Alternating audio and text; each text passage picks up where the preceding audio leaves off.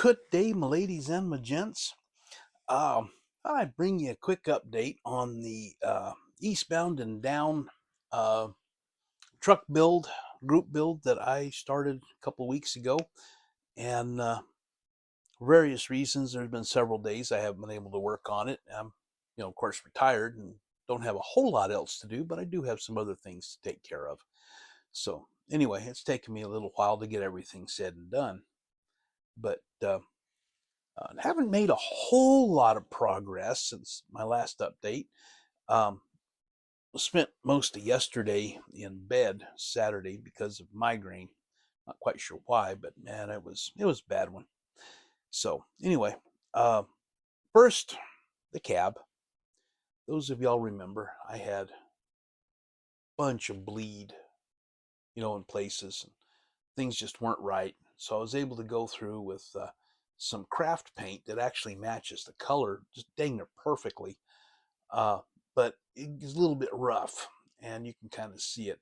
I'm a little afraid to get in there with any kind of sandpaper for fear of taking out some of the detail and all of that, and just basically making it to where I'm going to have to start over again. So I didn't do any of that, but it will be hid by the uh,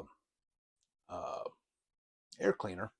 This is not the right side, but the air cleaner will fit right along about here, and you can kind of see that it'll block a lot of it. So an air cleaner, by the way, all black with chrome. I thought about doing it to where the top was, the top half of it was red to go along with the striping, and I decided, no, we're just going to do that solid. That's going to get a little bit, going to look a little goofy. But of course, I got the chrome around the doors. Not much, just a thin bead around it, just enough to set it off. Did that with the sleeper as well. And of course, you have the sleeper door, so you got to have the seam there. So I did that, touched up back here. I'm not too awful concerned about the back. I'm going to put a decal on the back here, and that's going to look pretty cool. So all in all, I think it's coming out looking pretty good. Let's see, what do I want to talk about? Okay, wheels and tires. Wasn't too awful happy. Of course, I was really not happy with the tires that came with the kit, because they were stupid looking. But I did have these, and they're the same size, and the bead is the same size. And I checked this whole outfit with the tires that came with it, as well as these tires, and both of them, they just flop around. So, and when I got them to where they finally steadied, the uh, wheel the bead looked like it was sitting about 2 scale inches out from the tire. That just didn't go to drill. So I ran some super glue around, got it to set. It finally came out okay. But they're nice tires. They're real soft, but they just didn't want to set. So got that done. The front tires, the steer tires, if you hear me talking about drive tires and steer tires, it's trucker lingo. Steer tires are the front tires that use to steer the truck. They're the ones that sit up here. Drive tires are the ones that are connected with the axles, and they are what drive. They're the ones that make the truck go forward or backward. They're the ones that drive it. So that's why we call them drive tires, and they're the ones that fit, back here. They can be duals, they can be singles. If you're looking at a car or a pickup, the front tires would be considered the steers, the back tires would be considered the drives. So just a little bit of lingo there. Mud flaps. Little interesting tidbit here. I got another interesting tidbit for the quarter fenders here in a minute. Mud flaps. First, I think it's this one. Yeah, I had to cut out the plastic here. I did the same thing on the Peterbilt for whatever reason, but I had to cut out the plastic here because it was completely filled in, but I wanted to make it match what we got here. Now, the interesting part is on a real truck, this is actually a metal rod that goes kind of like a spring that mounts in here, which goes what mounts to the frame, and then this just sits. This isn't there. But if you're going to do this on a model, if you cut this out, you're going to have this little thin piece of plastic here, and it's not likely to stay. It's likely to break. So they put this in for reinforcement. I'm going to paint this kind of a flat black, and this is going to be rubber black here. And then I'm going to take aluminum and the Revell aluminum, and then just paint along all of this so that it stands out, and you don't really notice that that's here. So quarter fenders, we'll move those lights, I'll get to in a minute. Quarter fenders, these are the little fenders that fit over the front of the drive tires, and they help. And then of course the trailer sits, along here, and it just helps keep the spray from the tires, helps cut it down, and it's using the top of the trailer as like the top end of a fender. So, but the problem is this part here, this little edge here, actually comes in contact with the trailer. If this were metal, within, I don't know, 30, 40 miles of the truck bouncing and you're turning and you're going into little dips, within 30 miles the time you put that on and you leave, it's going to completely destroy this whole thing. So what they do is, this is actually a rubber strip. It's like mudflap material. And if you look, you can see the little nuts here, the little bolt heads. And this portion here is actually got a metal strip that attaches, that holds that in place, and then it bolts to the back here. That's actually part of the fender, and that holds this in place so that when you're going along and this hits it, it flexes with the trailer hitting it, so you're not tearing this up. So a little tidbit on that. So, but these and the visor were shot with Rust-Oleum metallic series chrome that you can pick up down at like Home Depot or whatever. It's kind of funny. A lot of these companies, they'll chrome the fifth wheel, which isn't supposed to be chromed, but they won't chrome the visor. AMT's real bad about this. At least this one, I didn't have to dechrome the fifth wheel, but I did get some splatter on it, so I'm going to have to fix that. So anyway, that's that. That actually comes out. I'm going to put some Tamiya clear gloss X22 on that. It'll bring it out. Talking about Tamiya clear, the colored is your best friend for doing lights. They got orange, yellow, red, green, blue, and of course your clear.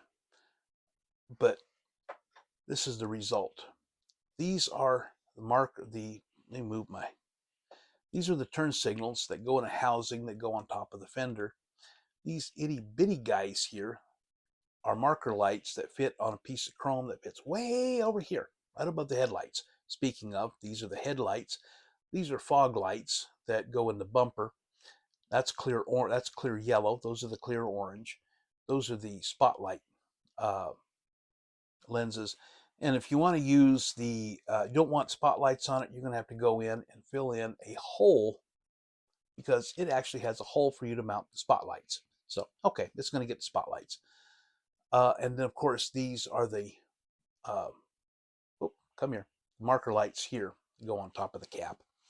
So, but yeah, Tamiya Clear, your best friend. Let's see.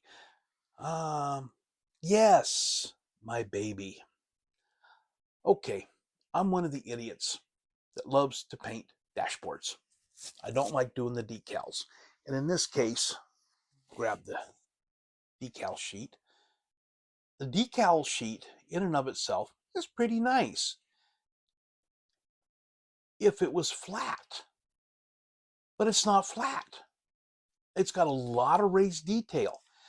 And you either have to file all of that flat, or you have to use a ton of some type of decal set to get these to lay down into all of the crevices. And by the time it finally does, you're going to burn up the decals so badly that they're going to be useless. So, but then again, I'm one of the idiots that likes to paint them. So, but anyway, um, yeah, to give you an idea, let me post up a photo real quick of the dashboard before I put it in.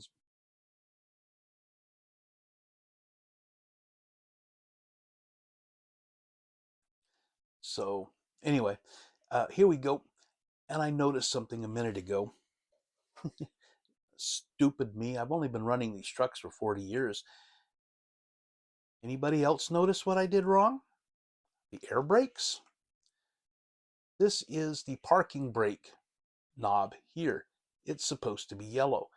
This, being the diamond shape, is the trailer brake air supply. That's supposed to be red. I got them backwards.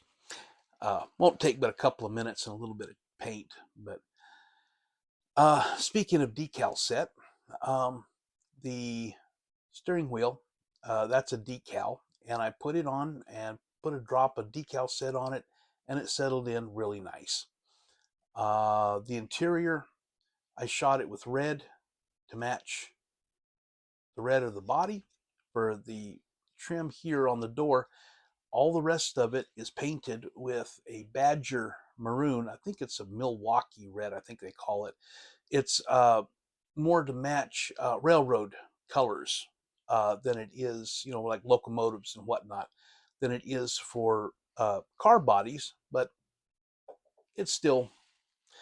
So I then took that, put it around all of the uh, interior on top of the red, and it kind of brought it out pretty nice.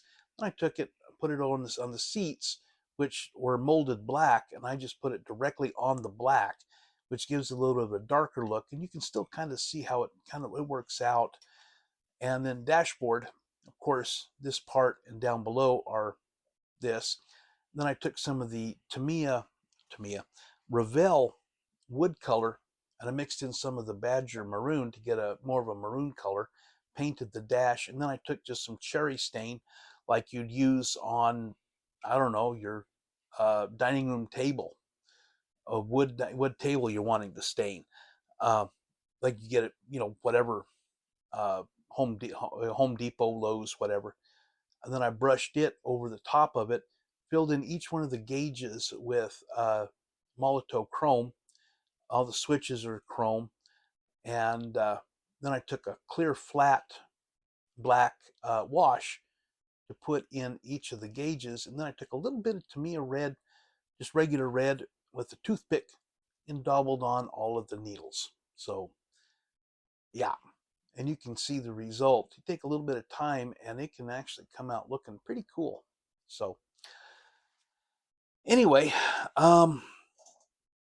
trying to keep this short, and I haven't been succeeding very well. So let me just finish out with this. Be sure to go over, check out vcgresins.com. Josh is a great supporter of my channel, and I've got word that I've got some stuff on the way that I think you folks might like. If you like the 4x4 pickups from Mobius, there's an update on that, as well as a couple other nifty things that I've gotten from Josh. So I'll have that done up for Wednesday on For What Did You Buy Wednesday, that's hosted by Joe over at Big Sky Model Workshop.